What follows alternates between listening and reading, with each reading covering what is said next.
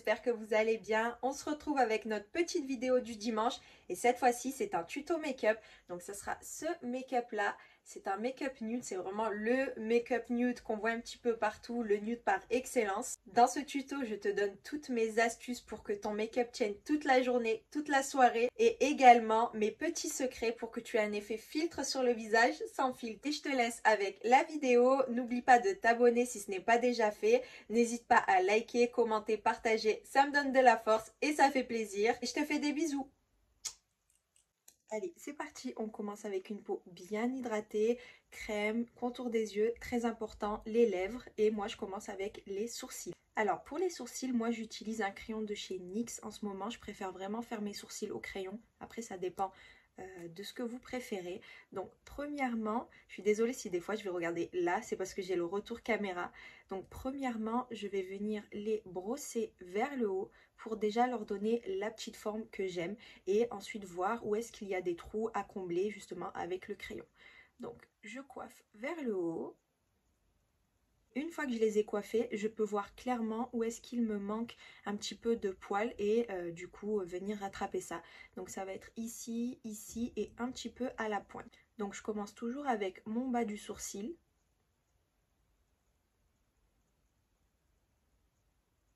Et je fais des petits traits pour mimer un effet poil à poil sans trop appuyer pour pas avoir quelque chose de trop marqué, trop foncé. Une fois ma base faite en bas, je vais venir faire des petits poils à poil vers le haut comme ça.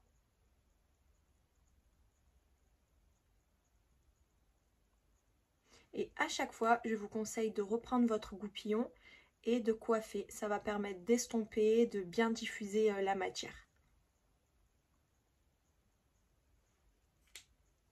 Donc je continue. Je remplis un petit peu l'intérieur. Grosso modo, je vous conseille quand vous faites vos sourcils pour avoir un rendu assez naturel de très peu toucher l'avant du sourcil et vous pouvez accentuer un petit peu plus au niveau de la queue du sourcil. Ensuite, il me reste juste ma pointe du sourcil à faire. Ce que je vous conseille de faire, c'est de toujours faire une pointe un petit peu qui tire vers le haut et vers l'extérieur. Pas venir faire en fait votre trait un peu trop bas, sinon ça va vous fermer le regard, vous donner un côté œil qui tombe, etc. Et justement, si vous voulez ce côté lifté, il faut toujours penser à aller vers le haut. D'ailleurs, c'est bon pour toutes les techniques, que ce soit pour l'eyeliner, pour les fards à paupières, pour votre anti-cerne. Au plus vous allez le monter comme ça, au plus vous allez avoir un effet lifté, snatched, foxy eyes, etc. Le blush, le bronzer, en fait tout est une question de contouring et ça commence avec le premier produit make-up, donc le crayon à sourcils. Donc une fois mon sourcil fait, je fais bien sûr le deuxième. Une fois que j'ai fini mes sourcils, je vais venir les fixer maintenant. Donc moi j'utilise en ce moment le gel à sourcils et également pour les baby hair de chez Got2b. Il est vraiment trop bien. Il suffit juste d'en mettre à peine et vous allez voir vos sourcils vont pas bouger. Donc les sourcils sont presque finis. Si jamais c'était un make-up un peu plus naturel, je les aurais laissés comme ça. Mais comme là vraiment je vais vous montrer étape par étape pour avoir un rendu bien nickel, je vais venir les nettoyer avec mon anti-cerne. Alors pourquoi j'utilise un anti-cerne? Premièrement, ça va me permettre de bien nettoyer mon traçage, que ce soit plus net et propre. Deuxièmement, si vous avez des petites repousses de poils de sourcils ou alors que vous ne vous épilez pas et que vous avez envie de les restructurer, ça c'est génial parce que ça va vraiment venir camoufler vos poils. Et troisièmement, je préfère utiliser un anti-cerne plutôt qu'une base à paupières parce qu'en plus de préparer du coup la paupière à recevoir les fards à paupières, ça va venir également corriger les petites veines, etc. Et ça va vous donner un rendu un peu plus parfait quand le make-up sera terminé. Donc j'utilise un anti-cerne de chez Too Faced. Alors celui-ci c'est un mini et du coup l'applicateur il est très précis. Je commence déjà à l'appliquer comme ça et ensuite avec un petit pinceau plat et fin je vais venir bien faire le contour. Donc je commence comme ça. Donc voilà, une fois mon anti-cerne placé, je prends un petit pinceau comme ça et je vais utiliser ce côté-là. Alors ça s'est un peu effacé mais c'est un pinceau de chez Luxie. Je crois que la marque s'appelait Luxie ou Luxie Beauty à l'ancienne. Et c'était une collaboration avec une youtubeuse, avec JD Wady pour celles qui connaissent. Et en fait, elle avait sorti 3 pinceaux avec double embout. Et celui-ci, il est vraiment génial pour justement venir nettoyer votre sourcil. Vous pouvez l'estomper avec, vous pouvez faire votre contouring. Donc c'est-à-dire placer un petit peu l'anti-cerne là sur le côté du nez. Ensuite l'estomper. Franchement, je l'aime trop. Ce pinceau, ça fait des années que je l'ai. Je ne sais pas s'il a encore commercialisé, mais franchement... Il vous suffit juste d'avoir un petit pinceau plat et assez fin et ça va faire le job. Et donc là, je vais tout simplement faire une ligne un peu plus nette, un peu plus droite.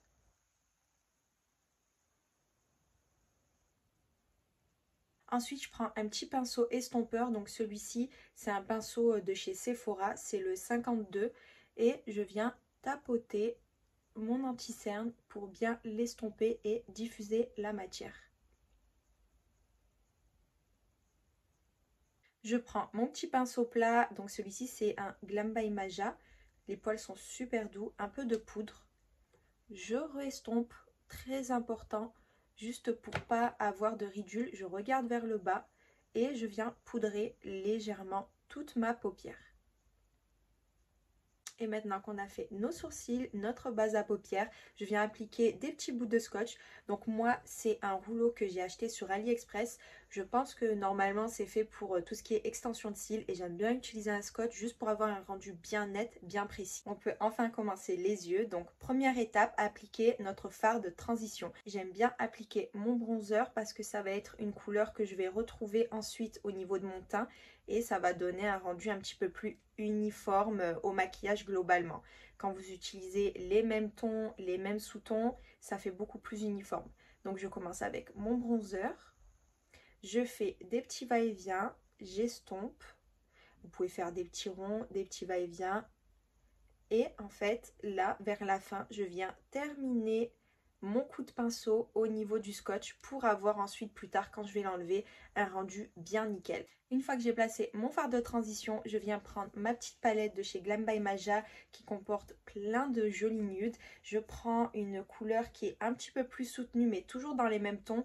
Je vais venir prendre cette couleur là et je l'applique exactement par-dessus le premier fard pour intensifier. Je prends maintenant un petit marron, donc c'est la teinte Earth. Toujours de la même palette et là je vais focaliser cette teinte là en coin externe de mon œil juste pour intensifier. Quand vous voulez intensifier un maquillage des yeux qui soit un peu plus charbonneux, un peu plus prononcé, n'hésitez pas à prendre toujours dans la même palette de tons que vous avez utilisé une couleur un peu plus foncée et vous l'appliquez uniquement en coin externe. Je prends ensuite un petit pinceau beaucoup plus précis et une couleur assez claire. Je vais prendre celle-ci et je l'applique sur ma paupière mobile pour un petit peu donner du relief au maquillage. Ensuite, je reprends mon petit pinceau estompeur sans rajouter de matière. Je viens fondre les deux couleurs. Je prends un petit pinceau angle, donc celui-ci c'est un Zoeva, c'est le 317 et la teinte marron foncé c'est la teinte Sienna et je vais venir faire un petit liner fumé. Je préfère le faire marron parce que c'est beaucoup plus doux et plus facile à porter en journée, mais vous pouvez le faire totalement avec du noir, ça sera vraiment tout aussi joli. Je commence par faire un trait de mon coin externe, hop, comme ça. Ensuite, je pars à peu près de la fin de ma pupille. Vous voyez, je pars pas du milieu, plutôt de la fin pour avoir un rendu un petit peu plus foxy eye. Et je vais venir tout simplement relier ce point à ce point. J'intensifie un petit peu le fard. Une fois que j'ai fait mon petit liner avec mon fard à paupières, je viens prendre un pinceau plat et je vais m'aider de ce côté-là du pinceau pour pouvoir le fumer. Ça va être beaucoup plus facile pour moi que de prendre un petit pinceau boule. Ça me permettra de garder cette ligne droite de mon liner. Je vais tout simplement le placer par-dessus et faire des allers-retours. Et voilà ce que ça donne. C'est beaucoup plus doux, beaucoup plus soft. On a maintenant terminé avec les fards à paupières. Je vais enlever le scotch et on va mettre les demi-fossiles. Et vous voyez, grâce au scotch, même si on a des chutes ici, c'est pas grave, on n'a pas encore fait le teint. J'ai un rendu bien net, bien précis et j'ai ce super dégradé. Du coup, en attendant que ma colle sèche sur mes demi-fossiles, j'utilise la Duo et les demi-fossiles viennent de chez Shein. Je vais mettre mon petit mascara. Les fossiles posés, vous voyez, ça a vraiment bien accentué ce côté foxy eye qu'on a essayé de créer avec les fards à paupières et le liner. On vient maintenant faire notre teint. Donc j'applique mon fond de teint préféré, c'est le Beautiful Skin de Charlotte Tilbury. C'est vraiment pour moi le meilleur fond de teint. Il est très léger, très naturel, lumineux, hydratant. Il a des soins en plus à l'intérieur, donc ce qui fait que en fait il va améliorer la qualité de votre peau au fur et à mesure que vous le portez. Il est vraiment génial, je l'aime vraiment beaucoup. Au niveau de la couvrance, je dirais que c'est une couvrance légère à moyenne et c'est parfait pour tous les jours. J'estompe maintenant mon fond de teint en faisant des petits tapotages. Là, j'utilise un pinceau de chez Sephora, c'est le numéro 47. Vous pouvez également utiliser une éponge si vous préférez. Moi, je préfère utiliser d'abord ce pinceau parce qu'il a vraiment très peu de couvrance ce fond de teint. Et ensuite une éponge juste pour être sûr d'enlever l'excès de matière. Donc je viens tapoter vraiment de partout. Regardez, vous voyez la luminosité de ce fond de teint, c'est vraiment trop joli. Je prends ensuite mon éponge et je repasse de partout juste pour enlever l'excès de matière. Il est temps maintenant d'appliquer mon anti-cerne, donc j'utilise celui-ci depuis quelques temps, il est vraiment génial. C'est le Faux Filter de chez Huda Beauty et j'ai la teinte Nougat. Donc je vais l'appliquer au niveau de mes zones de lumière. Donc j'aime bien commencer sur le côté du nez comme ça. Une petite pointe juste en dessous mon petit liner. Je fais un petit arbre au centre de mon front. Je descends au niveau du nez et un petit peu au niveau du menton. Ensuite, en attendant que mon anti-cerne sèche, je vais mettre mon bronzer crème. Alors, pourquoi je laisse mon anti-cerne sécher? Uniquement pour avoir plus de couvrance, il va mieux s'estomper et en plus, il filera moins dans les ridules. Donc, pensez, si jamais vous voulez utiliser un peu moins de matière, mettre une petite pointe d'anti-cerne et le laisser sécher. Du coup, pour mon bronzer crème, j'utilise celui-ci de chez Milk Makeup. Donc là, il est tout neuf. Je suis allée le racheter juste hier. C'est vraiment mon bronzer crème préféré. Il est très crémeux, il s'estompe facilement comme du beurre. Il laisse pas de paquet, c'est un fini lumineux, très naturel, je l'aime beaucoup et la teinte elle est juste parfaite pour réchauffer et sculpter en même temps. Et je vais l'appliquer à même la peau directement, donc au niveau du haut de mon front, presque à la racine des cheveux et au niveau de ma pommette ici. Je prends ensuite un autre pinceau de chez Glam by Maja, c'est le même type de pinceau que j'ai utilisé pour estomper mon fond de teint et je vais venir tout simplement tapoter et regardez comme il s'estompe super facilement. Il est juste canon. Donc je tapote. Et lorsque je tapote, je reste bien concentrée au niveau du placement de mon produit. À la limite, je vais plutôt aller vers le haut pour garder ce côté lifté que je vous disais dès le début, mais jamais vers le bas. Sinon, vous allez déplacer votre matière et vous allez créer l'inverse que vous voulez faire avec le contouring.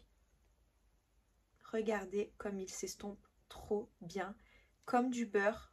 Il est magnifique. Une fois que j'ai estompé mon bronzer, je commence à estomper mon anti-cerne. Donc je reprends mon pinceau de tout à l'heure, c'est toujours celui de chez Sephora, le 52. Et je viens tapoter pareillement. Je tapote et je viens l'estomper jusqu'à la racine de mes cheveux pour avoir ce côté bien lifté. J'estompe le centre de mon front, le milieu du nez et maintenant sur le côté. Du coup, quand je vais estomper ce côté-là, comme vous avez remarqué, j'ai pas mis d'anti-cerne vraiment en dessous de l'œil parce que je vais pas en avoir besoin. Je vais tout simplement ramener l'anti-cerne que j'ai sur le côté du nez en dessous de l'œil. Et ça va connecter ce point à ce point. Ensuite, je reprends mon éponge et je vais re-estomper sur les mêmes zones, juste encore une fois pour enlever l'excès de matière. Je vais maintenant faire mon petit contouring du nez. J'utilise le même produit et un pinceau angle de chez Zoeva. C'est le numéro 235. Je viens prendre un petit peu de produit comme ça sur mon pinceau et je vais commencer à ce niveau-là. En fait, c'est comme si j'allais créer une ombre qui partait du bas de mon sourcil et qui allait descendre jusqu'en bas. Je vais venir faire un petit rond comme ça pour le raccourcir. Une fois qu'on a notre base de complexion de notre teint, je vais passer à mon étape préférée qui est le blush. Donc premièrement, je vais appliquer ce blush là de chez Rare Beauty qui est un blush liquide rose magnifique, très pigmenté, donc très peu suffit. J'applique 2 petits points au niveau du haut de ma pommette et j'estompe avec le même pinceau que j'ai utilisé pour estomper mon bronzer. Donc toujours vers le haut, toujours en tapotant. Au début, ça peut faire un petit peu peur, tout ce qui est blush liquide, parce que c'est très pigmenté. Mais ne vous inquiétez pas, il suffit juste de bien estomper. Et si jamais vous en avez trop mis, n'hésitez pas à reprendre votre petite éponge et tapoter. Ça absorbera l'excès de matière. Regardez-moi cette couleur magnifique. Une fois que j'ai bien estompé, je reprends mon éponge et je vais venir tapoter pour estomper encore une fois la ligne qu'il y a entre mon blush et mon anti-cerne pour que les deux se fondent. Donc là maintenant nous allons passer à une étape très importante au niveau du teint, ça va être de fixer le dessous d'œil. Pourquoi c'est important? Parce que si votre dessous d'œil est mal fixé, donc que votre anti-cerne file dans les ridules, etc., ça va vraiment ruiner votre teint, c'est vraiment pas joli du tout. Donc suivez bien mes conseils et vous aurez vraiment un dessous d'œil bien lisse, bien flawless, nickel. Donc première étape, on va venir re-estomper notre dessous d'œil en regardant vers le haut. Pourquoi vous avez besoin de regarder vers le haut? Parce qu'en fait, en regardant vers le haut, vous avez votre dessous d'œil qui est le plus lisse possible. Si je regarde droit devant moi, j'ai mes petites ridules qui sont là, tandis que si je regarde vers le haut, mon dessous d'œil est bien lisse. Donc je vais re-estomper. Une fois estompé, je vais appliquer ma poudre. Donc moi, je vais utiliser la technique d'un célèbre maquilleur qui est de premièrement estomper avec très peu de poudre et deuxièmement avec un peu plus de poudre. Ça va vraiment venir fixer, prolonger votre maquillage. Il ne va vraiment pas bouger d'un poil. Première étape, je regarde vers le haut et j'estompe. Deuxième étape, je prends ma poudre, c'est la Charlotte Tilbury celle-ci, et une houppette, très important la houppette. Oubliez le pinceau pour poudrer votre dessous d'œil, il n'y a vraiment rien qui vous donnera un rendu flawless et vraiment qui fixera votre maquillage plus qu'une houppette. Là, je vais venir tapoter avec ma houppette avec des petites pressions. Et donc rien que là, vous pouvez voir la différence entre fixé et non fixé avec la houppette. Vraiment, ça va vous flouter, lisser, c'est juste sublime. J'en profite également pour fixer le reste de mon teint. Je vais fixer le menton. En plus, vous voyez, j'ai un petit bouton ici. Le fait de le poudrer par-dessus avec la houppette, ça va vraiment le lisser un peu plus. Regardez. Vous avez vu? C'est canon. La houppette, c'est vraiment magique. Et là, avec ce qu'il me reste, je viens poudrer légèrement le reste de mon teint parce que je veux garder globalement un teint assez lumineux, assez glowy. Dernière étape pour fixer mon dessous d'œil, je vais appliquer une poudre libre en grosse quantité pour faire un petit peu comme un mini baking et toujours avec une houppette. Donc cette fois-ci, j'utilise la Huda Beauty Easy Bake en teinte Cherry Blossom. C'est celle qui a des sous-tons roses qui est juste magnifique. Elle va vraiment illuminer super bien mon dessous d'œil. Vous allez voir tout de suite la différence. Et je vais utiliser sa mini houppette qui est vraiment trop cute. C'est un petit cœur rose. Donc je viens en prélever et je vais venir l'appliquer.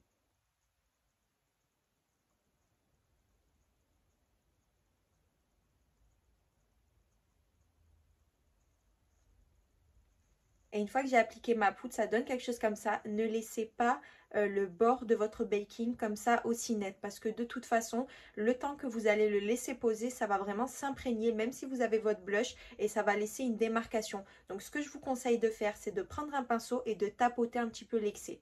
Donc voilà, moi j'ai pris un petit pinceau propre et je vais venir juste tapoter légèrement, voilà, le contour. Et je vais pouvoir le laisser comme ça. Et en attendant que mon petit baking fasse effet, je vais prendre un pinceau angle et mon bronzer et je vais l'appliquer par-dessus mon bronzer crème juste pour fixer et intensifier un petit peu. Il est temps d'enlever notre petit baking, donc vous pouvez le faire de deux façons, soit avec un petit pinceau et en enlevant l'excès de poudre tout simplement. Moi j'aime bien pour garder un maximum de luminosité, reprendre ma houppette et tout simplement tapoter pour bien diffuser la poudre. Et grâce à ça, ça vous permet d'enlever l'excès tout en gardant la luminosité. Et voilà. Ensuite, avec ce qu'il me reste sur ma houppette, je viens tapoter, je pars du coin de ma bouche tout en remontant un petit peu vers ma tempe et ça me permet d'avoir un contouring plus net, plus propre et plus marqué. Mon étape préférée, le blush poudre, donc j'utilise celui-ci de chez Glam by Maja, c'est le Pink Blossom et regardez-moi instantanément cette magnifique couleur, je l'aime trop. Il est vraiment trop beau. C'est fini le Dior Backstage les filles. Celui-ci, il ne s'oxyde pas, il ne va pas changer avec le pH de votre peau, ce qui fait que ça va vraiment rester ce rose un petit peu froid.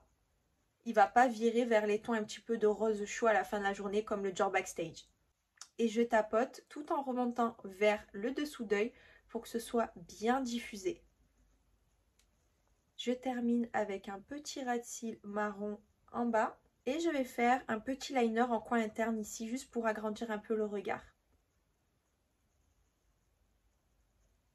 Donc maintenant je vais terminer mon teint en appliquant l'highlighter. Vous pouvez, si vous voulez, garder votre teint mat.